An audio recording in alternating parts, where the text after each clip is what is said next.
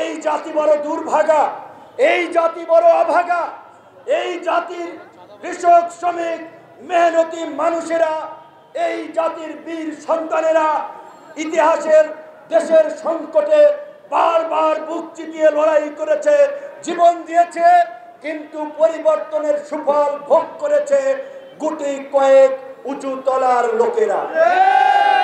এই বিপ্লবের পরেও তাই হতে যাচ্ছে। এই যে 24 জনের উপদেষ্টা পরিষদ, এমন উপদেষ্টা আছে যাদেরকে গত 16 বছরে অন্তত 50টা প্রোগ্রামে দাওয়াত দিয়েছিলাম, আসেন আপনারা একটু কথা বলেন, ফ্যাসিবাদের বিরুদ্ধে আওয়াজ তুলেন, মানুষ সাহসী হবে। তারা কিন্তু সিস্টেম করে চলেছে, একটা কর্মসূচিতেও আসে না। এমনকি তাদের মধ্যে অনেকে আওয়ামী লীগের ব্যবসায়ী থেকে শুরু করে প্রশাসনে থাকা এই ফ্যাসিবাদের দোসরদেরকে শেল্টার দিচ্ছে। তাই আমরা বলছি এই উপদেষ্টা পরিষদ অবশ্যই পুনর্গঠন করতে হবে। নির্বাচন নিয়ে এত অস্থিরতার কিছু নাই বন্ধুগণ।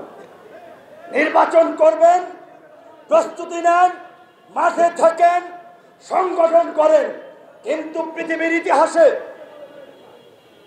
স্বাভাবিকভাবেই এরকমের গণ অভ্যুত্থান, গণবিপ্লবের পরে পরাজিত শক্তির অস্তিত্ব বিপ্লবীরা রাখে না। যদি আপনি রাখেন, এরাই আপনার জন্য ভবিষ্যতে কাটা হয়ে দাঁড়াবে, যন্ত্রণায় ভোগাবে।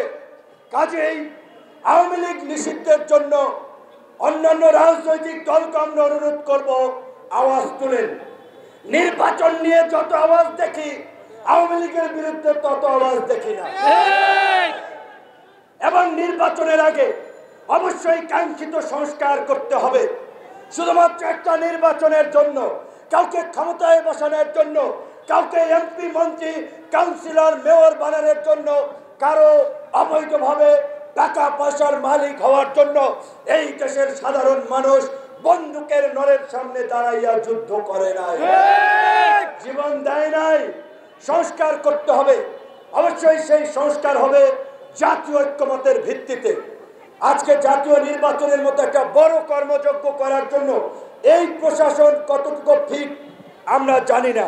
তার জন্য জাতীয় নির্বাচনের আগে স্থানীয় নির্বাচন দিয়ে আমরা প্রশাসনের ফিটনেস পরীক্ষা করতে পারি।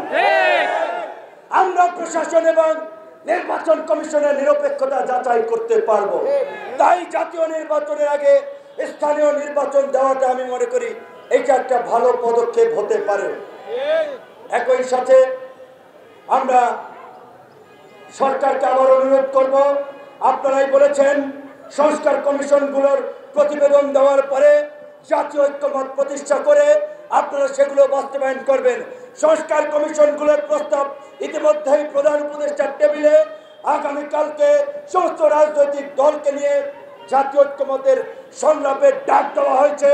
আমি প্রধান উপদেষ্টা সহ সরকারকে বলবো, ওই সংলাপ থেকেই আপনারা এই জন আকাঙ্ক্ষার বাংলাদেশ বিনির্মাণে রাষ্ট্র সংস্কারের জন্য আগামীতে 1 বছর হোক, 6 মাস পরে নির্বাচন হোক, সেই নির্বাচনের পূর্ব পর্যন্ত জাতীয় ঐক্যমতের সরকার প্রতিষ্ঠার ঘোষণা দিন।